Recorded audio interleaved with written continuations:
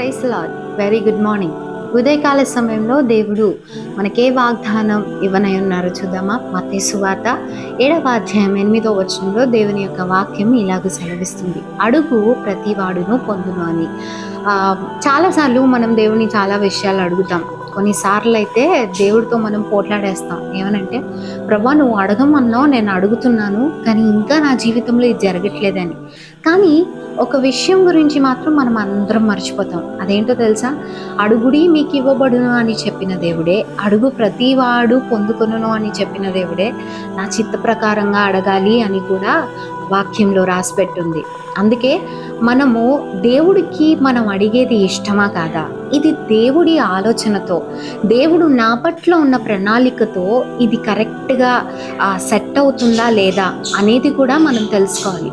మనం దేవుణ్ణి ఒక విషయం గురించి పదే పదే అడిగే ముందు అది వాక్యానుసారంగా మంచిదేనా కాదా, వాక్యానుసారంగా దేవుడు ఇది నా జీవితంలో కలిగి ఉన్న ప్రణాళిక లేదా అని కూడా మనం తెలుసుకోవాలి. ఎప్పుడైతే ఆ రీతిగా మనం దేవుడి చిత్తంలో ఉన్న వాటి గురించి అడగడం మొదలు పెడతామో అప్పుడు ఖచ్చితంగా మనము ప్రతిదీ మనం ఏదైతే ప్రార్థనలో పెడుతున్నామో అవన్నీ కూడా మనం పొందుకుంటాం. బహుశా కొన్నిసార్లు దేవుడు మనల్ని టెస్ట్ చేయడానికి, లేకపోతే మన ఫెయిత్ లెవెల్ పెంచడానికి, మన విశ్వాసాన్ని పెంచడానికి కొన్నిసార్లు ఆలస్యంగా జవాబు వస్తుందేమో, కానీ దేవుడి చిత్తానుసారంగా నువ్వు అడిగితే మాత్రం ఖచ్చితంగా పొందుకుంటావు. మరి ఈ ఉదయకాల సమయంలో నువ్వు చెక్ చేసుకొని తిరిగి మరలా దేవుణ్ణి అడగడం ప్రారంభిస్తావా?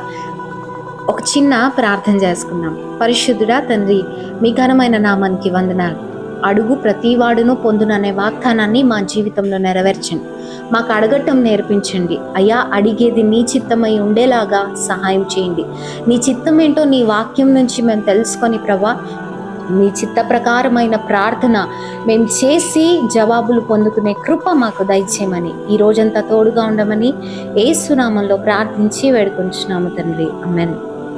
దేవుడు మిమ్మల్ని దీవించును గాక. Have a blessed day ahead.